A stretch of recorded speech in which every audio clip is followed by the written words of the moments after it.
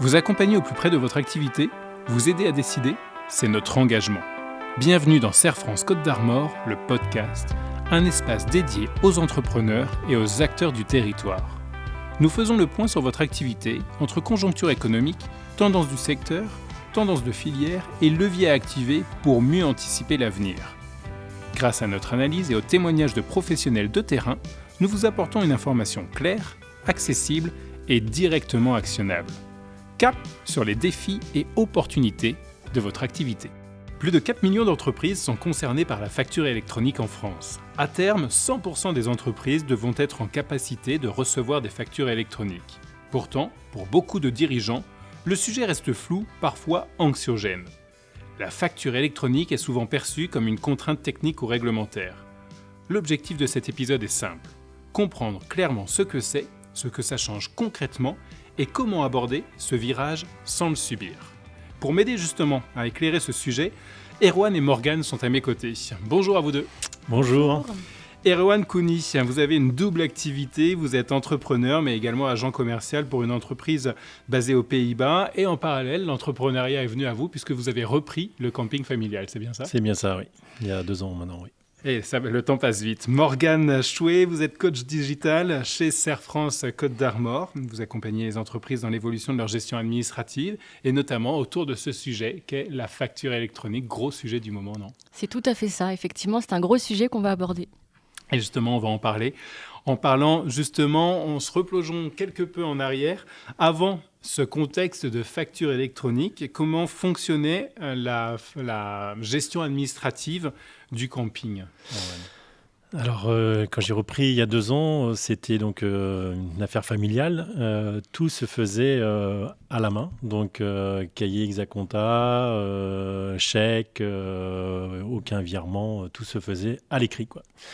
Donc ça a été un peu la panique pour moi qui était déjà plongé dans l'informatique de par mon expérience. Donc il a fallu que j'y passe tout de suite pour pouvoir gagner du temps. Ça paraît totalement obsolète et au final, encore aujourd'hui, beaucoup d'entreprises, je pense, gèrent de manière papier leurs documents. C'est un peu ça, Morgane ? C'est ça, tout à fait. Ouais, il y a un gros virement, il y a une transition qui est faite aujourd'hui entre le papier et le numérique. Et on est là pour les accompagner, effectivement. Ouais. Ça concerne tout type d'entrepreneurs, cette gestion totale de l'administratif et de la facture avec le papier ? Tous les profils sont concernés, effectivement. Toutes les entreprises sont concernées par la réforme qui arrive bientôt, effectivement. Ouais. Quelle place prend encore le papier au quotidien, Erwan ? J'ai encore quelques factures qui m'arrivent, on va dire, en par écrit. Certaines entreprises, notamment dans le BTP, qui m'envoient des factures écrites, manuscrites. Donc toujours pas de système informatique dans ces sociétés-là. Et je pense qu'il y a un moment, une crainte aussi de ces sociétés-là de passer sur l'informatique. Le fait est qu'ils n'en ont jamais utilisé, quoi. Donc, s'ils pouvaient éviter d'en avoir, on sent bien qu'ils s'en passeraient, quoi. Donc, est-ce qu'on peut justement citer un exemple d'un fournisseur ou d'un prestataire qui peut envoyer des factures papier ? Sans citer de nom, hein, bien évidemment. J'ai une entreprise un terrassier qui intervient de temps en temps sur le camping et qui n'a pas de facture électronique, qui fait tout à la main, qui n'a pas d'adresse mail, donc on peut même pas communiquer par mail. Donc c'est assez surprenant de nos jours d'avoir encore ce fonctionnement-là, quoi. Oui, surprenant pour des personnes qui sont assez digitalisées dans leur quotidien, oui, mais est-ce que ça relève de l'exception, Morgane, encore aujourd'hui en 2026 ? Par rapport au fait qu'on retrouve des personnes qui ne sont pas forcément équipées, c'est ça, qui n'ont pas d'adresse mail, qui n'ont pas du tout de gestion informatique. Oui, en fait, il nous est arrivé d'intervenir sur des dossiers où des adhérents étaient en zone blanche, pas forcément d'équipement adéquat. Et après, c'est une minorité, c'est vrai, hein, c'est une minorité, mais aujourd'hui, le fait d'avoir un mail, même dans le quotidien, c'est important de pouvoir justement être ouvert au monde et pouvoir déjà communiquer de manière générale à tout le monde. On ne peut plus passer outre au final, même pour sa gestion administrative privée. Effectivement, ouais, même dans la vie privée de tous les jours, le fait de ne pas avoir de mail pour une mutuelle ou n'importe quel organisme, le fait d'avoir déjà un mail personnel, c'est déjà quand même indispensable. Les impôts. Pour les impôts, notamment. C'est commencé par là. C'était peut-être le moyen d'y échapper pour certains, mais maintenant c'est plus possible. À partir de septembre 2026, et il faut savoir que c'est toutes les entreprises qui seront concernées en France. C'est un grand virement, c'est une grande transition. Quand on parle de facture électronique, justement, Morgane, on parle de quoi exactement ? Eh bien, en fait, la facture électronique, c'est un format de facture qui arrivera bientôt en France. C'est un format unique qui existera, qui sera mis en place à partir de septembre 2026. Et il faut savoir que c'est toutes les entreprises qui seront concernées en France. Là, on est chez Serre France, mais effectivement, toutes les entreprises qui devront être accompagnées seront dans l'obligation de recevoir leurs factures en 2026, mais aussi de pouvoir les émettre. Donc, il y a une obligation qui va être mise en place bientôt, et c'est important justement d'être en conformité avec ce que demande le gouvernement. Alors, moi, le premier, je suis entrepreneur, j'envoie mes factures de manière informatique, je fais mon petit PDF, etc. Mais est-ce que je fais une facture électronique ou est-ce que c'est encore autre chose ? En fait, c'est encore autre chose. En fait, si vous voulez, la facture électronique, c'est un format normé, c'est tout un cryptage de données qui permet à l'administration fiscale d'avoir accès à ces données. Donc, ce n'est pas que du PDF, effectivement, parce qu'aujourd'hui, on a beaucoup de formats de factures différentes. On a du PDF, on a du Word, Excel. Et l'idée, en fait, c'est de s'aligner à la facture électronique. Tout le monde devra être en conformité avec ce nouveau format. Pourquoi la France met ça en place et est-ce que la France est-elle le seul pays à mettre un format comme celui-ci en place ? En fait, c'est effectivement pourquoi a été mis en place ce système-là, ce système de nouveaux échanges, parce qu'on aurait très bien pu rester en canal direct entre clients et fournisseurs, on aurait pu très bien continuer en papier. Effectivement, en fait, c'est l'administration fiscale qui souhaite limiter en fait, la fraude fiscale. Et justement met en place ce nouveau système d'échange de plateformes agréées, justement, toutes les plateformes communiqueront entre elles. Il y a certains pays qui sont déjà effectivement à la facture électronique, comme l'Italie. Il y a une transition qui a été faite très rapidement. Nous, on a eu quand même quelques années, plus de 2 ans pour pouvoir transitionner. On a été au courant il y a quand même quelques temps que la réforme devait voir le jour. Et là, effectivement, on arrive très prochainement, mais l'Italie est déjà mise en place, effectivement. Alors, qu'est-ce que ça change concrètement pour un entrepreneur comme Erwan ? Eh bien, qu'est-ce que ça change ? Plein de choses, effectivement, des adhérents ou même des entrepreneurs qui ne sont pas du tout habitués au digital. C'est un grand virement, c'est une grande transition. Déjà, le côté intuitif, Erwan va pouvoir directement aller rechercher ses factures sur sa plateforme. Aujourd'hui, on est quand même beaucoup habitué au papier. Là, instinctivement, sur le téléphone ou sur la tablette, on va pouvoir aller rechercher une facture, aller regarder tout le cycle de vie de la facture, de la réception à son paiement, ce qui facilite. Alors aujourd'hui, c'est un grand mot de dire facilité parce que nos adhérents nous disent « mais moi, c'est pas forcément facile aujourd'hui, effectivement, de m'y mettre ».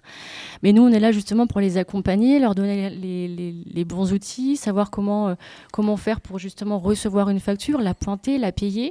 Quelqu'un qui n'aura pas de plateforme en septembre 2026 sera complètement bloqué et ne pourra pas justement accéder à ces factures. Donc Erwan, justement, s'il est équipé d'une plateforme comme Mykinexo, il existe plusieurs plateformes en France, mais on propose Mykinexo chez nous, il pourra justement pointer ses factures et les payer de manière automatique sur ses outils digitaux. Donc l'idée, Erwan, c'est de rentrer tous les cartons d'archives dans l'ordinateur et de tout digitaliser. Est-ce que vous êtes prêt à ça ? Est-ce que vous êtes prêt à ce virage ? Et comment justement vous amorcez ce virage qui peut être un poil glissant ? Non, je pense que de toute façon, c'est l'histoire on va dans le sens de l'histoire. Donc, on n'a pas le choix.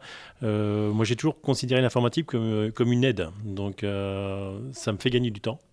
Donc je sais qu'il va falloir mettre des process en place, comprendre un peu les process, mais une fois que c'est mis en place, on gagne énormément de temps. Je vais prendre pour exemple, on a déjà, par exemple, chez Orange, je suis en prélèvement. Donc en fait, j'ai juste à pointer comme quoi c'est automatique. Donc l'idée, c'est qu'en fait, ce qui se fait déjà aujourd'hui avec certains fournisseurs puisse se faire avec l'ensemble des fournisseurs que j'ai, quoi. Et là, je gagnerai un temps assez considérable pour m'occuper d'autre chose. Si vous n'aviez pas repris cette structure familiale et que vous l'aviez laissée aux mains des prédécesseurs, de vos prédécesseurs, est-ce que du coup ce virage aurait été abordé différemment ? Complètement.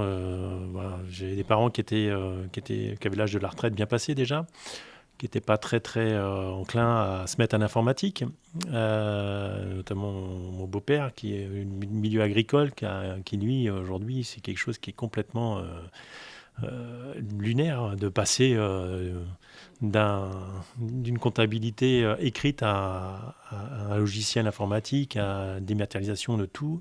Il a peur en fait de perdre le contrôle de son entreprise, quelque part.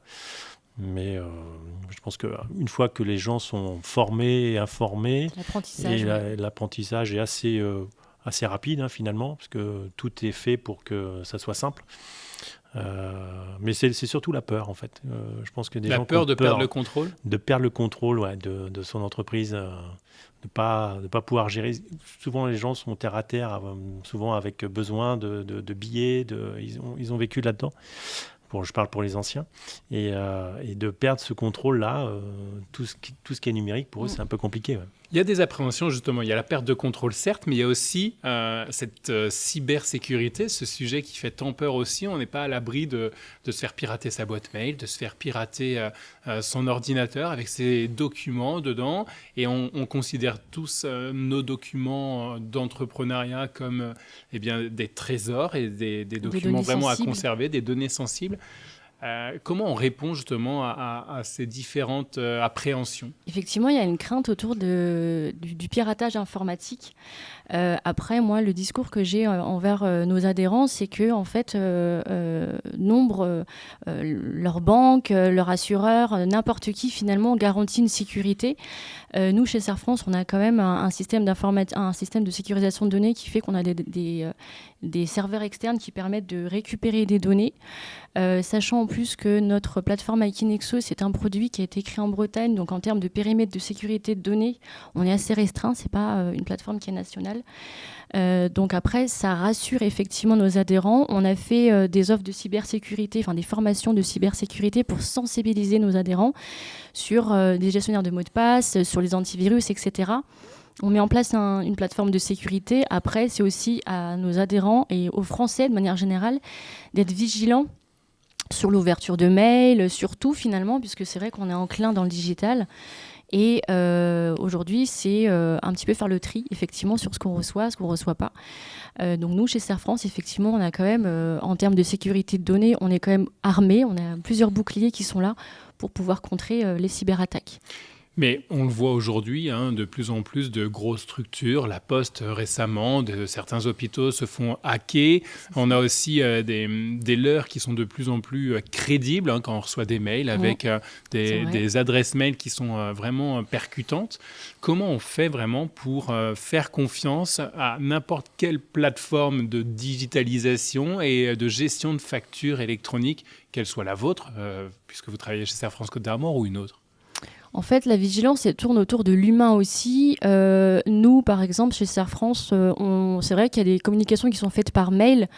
Nous, pendant les formations de sensibilisation, c'est simplement, dès lors qu'il y a, on va dire, un mail un peu suspect de n'importe quel organisme, c'est simplement de s'assurer en appelant l'organisme ou simplement en ne répondant pas par mail. C'est simplement avoir du recul sur ça. Et c'est vrai qu'on a beaucoup, moi par exemple, pour citer, j'ai dans ma famille quelqu'un qui est enclin justement pas forcément au piratage, mais justement elle est peu vigilante, et nous on est là justement pour lui dire à chaque fois d'avoir cette espèce de recul et simplement juste de se poser, de dire ok, alors est-ce que visuellement parlant, est-ce que ce site internet peut être fiable ? C'est vrai, parce que des fois les banques ou même le site, un site pour ne pas le citer, alors je sais pas si je peux citer un site. Si, allons-y. Je peux citer par exemple le Bon Coin. On a eu pas mal moi en tout cas pas mal d'entourages qui se sont fait pirater via ce site-là, et c'est simplement avoir du recul, simplement ne pas forcément répondre instantanément, et puis si c'est relancé plusieurs fois, oui, là se poser la question. Prendre le temps d'analyse. C'est ça, ouais. En fait, c'est plus peut-être avoir du recul, et puis après c'est en parlant avec son entourage de savoir ce qui est à retenir ou pas. C'est vraiment un gros virage, c'est vrai. Nous, le discours qu'on a à chaque fois, c'est leur dire qu'ils ne sont pas tout seuls, qu'on est là pour les accompagner. Au final, qu'est-ce que la facture électronique va imposer aux entreprises qui ne faisaient pas forcément avant, en termes de contenu d'information dans une facture ou en termes de gestion de cette facture ? Déjà, il y a des mentions obligatoires qui vont être mises en place. Aujourd'hui, quelqu'un qui fait une facture papier, un entrepreneur, une TPE par exemple, qui fait une facture papier, pourra continuer de le faire jusqu'en 2027.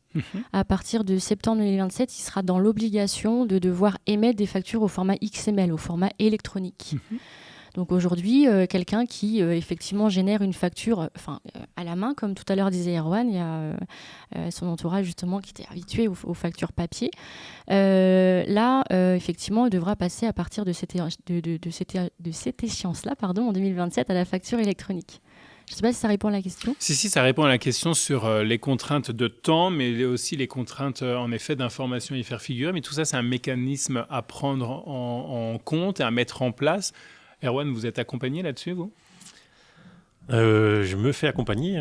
Quand j'ai repris le camping, j'avais pas d'informatique du tout, donc je me suis rapproché du syndicat, notamment l'UBHPA pour l'hôtellerie de plein air, qui m'a permis de rencontrer des personnes qui étaient dans le même cas que moi et qui ont installé le système informatique.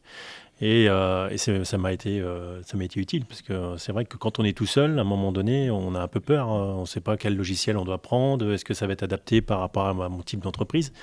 Donc, de savoir s'entourer de personnes dans le même métier, ça permet aussi d'avoir des conseils et puis de s'orienter vers la bonne entreprise. Et une fois qu'on a cette information, les entreprises en général, elles sont là pour nous former et ça se passe relativement bien. Il y a toujours un temps d'apprentissage, mais une fois qu'on a un petit peu comme le carnet Hexacontin, au départ, on a un petit peu de mal à trouver la place de la TVA, la place du règlement. Et bien là, c'est pareil, en fait, dans la digitalisation, à un moment donné, on sait qu'il faut aller cocher cette case-là pour le paiement comptant. Oui, c'est pas au final un sujet d'outils, mais c'est plus un sujet d'organisation, si on doit le résumer. C'est ça. Après, c'est aussi une routine à avoir auprès de Erwan, par exemple, prochainement, qui va bientôt, qui utilise MyKinexo. L'idée, en fait, c'est de se créer une espèce de routine, effectivement, comme aujourd'hui, quand on reçoit un mail sur notre téléphone, d'aller consulter régulièrement nos plateformes pour pouvoir aller récupérer nos documents, quels qu'ils soient, des factures ou autres. Et ça demande de l'organisation, effectivement, ouais. Comment on peut faire évoluer l'organisation d'une structure sans perdre l'identité vraiment de cette structure, et notamment des petites structures familiales comme celle-ci?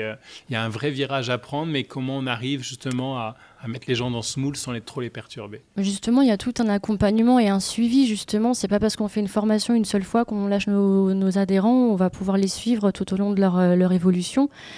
C'est vraiment un gros virage, c'est vrai, on intervient beaucoup chez des agriculteurs qui sont habitués au papier, c'est quelque chose de palpable, c'est rassurant d'avoir du papier. Et nous, le discours qu'on a à chaque fois, c'est leur dire qu'ils ne sont pas tout seuls, qu'on est là pour les accompagner. Et c'est très important, je pense, de garder l'humain aussi, parce qu'on parle de digital, mais il y a aussi l'humain qui fait que nous, on est là pour les aider, les comptables, les formateurs digitaux, etc. Et c'est ça, justement, le fait de pouvoir garder ce lien avec nos adhérents. C'est ce que disait Erwan, au final, l'accompagnement est à privilégier vraiment sur ce type de changement. Oui, complètement. Moi, quand je suis passé du papier à la digitalisation de la facturation dans le camping, ça ne se fait pas du jour au lendemain. On a la chance d'avoir des plateformes et la personne peut prendre la main sur l'ordinateur pour pouvoir nous expliquer où est-ce qu'on s'est trompé, où est-ce qu'il faut aller. Et ça, c'est important d'être accompagné. Ouais. Mais ça ne se fait pas du jour au lendemain. Ouais. Moi, je pense que j'ai commencé à être à l'aise au bout de peut-être de 3-4 mois. Mais en appelant régulièrement. Ça se mécanise. Voilà. Et puis après, c'est des automatismes. C'est un peu... c'est machinal. Hein. On sait où il faut aller. C'est comme l'apprentissage de la conduite au final. Entre mains et jambes, il fallait débrayer, tourner, mettre le clignotant ou autre. Et là, au final, ça se mécanise. Et pareil, on ne réfléchit plus. Et puis, on ne peut pas passer de rien à tout d'un coup. Il y a forcément l'entre-deux qui fait que, oui, il y a l'apprentissage, il y a la routine. On ne peut pas passer de la marche 1 à la marche 18, comme ça d'un coup. Il y a forcément la transition, de l'accompagnement et de la crainte, forcément aussi un petit peu, mais on est là. S'il y avait une erreur à éviter aujourd'hui, justement sur ce passage, sur ce virage, laquelle serait-elle ? Une erreur à éviter ? Oui. Ça, c'est une très bonne question. Une erreur à éviter, c'est de fermer les yeux et de se dire... moi, alors on n'a pas forcément eu beaucoup ce discours auprès de nos adhérents, mais quelqu'un qui dit j'arrête, j'arrête parce que moi, j'ai pas envie de me mettre en conformité. L'erreur, c'est justement de leur dire, ok, écoutez, nous, c'est avoir ce discours motivant en leur disant, mais non, n'ayez pas peur justement. Nous, on est là pour vous aider, encore une fois, vous accompagner, et pas leur tourner le dos en leur disant, ok, écoutez, vous pouvez partir, L'idée, c'est encore toujours d'être là, d'être présent et de les conseiller au maximum. Un accompagnement, des outils existent, et notamment chez Air France Côte d'Armor, pour sécuriser la transition et gagner en autonomie. La facture électronique, au final, n'est pas un obstacle technique, c'est un cadre à comprendre pour continuer à piloter son activité sereinement. Merci à vous deux de m'avoir accompagné sur ce sujet. Rien. Merci, c'était un plaisir aussi. Merci d'avoir suivi cet épisode. Chaque secteur évolue, et mieux comprendre la conjoncture, les transformations, les métamorphoses, c'est se donner les moyens d'anticiper, de s'adapter et de réussir. Pour aller plus loin, si vous avez des questions ou souhaitez un éclairage complémentaire, les conseillers Air France sont là pour vous accompagner, vous apporter les ressources adaptées à vos besoins et vous aider à décider. Si ce podcast vous a plu, pensez à le noter et à le partager autour de vous. À très bientôt et continuez d'avancer avec confiance.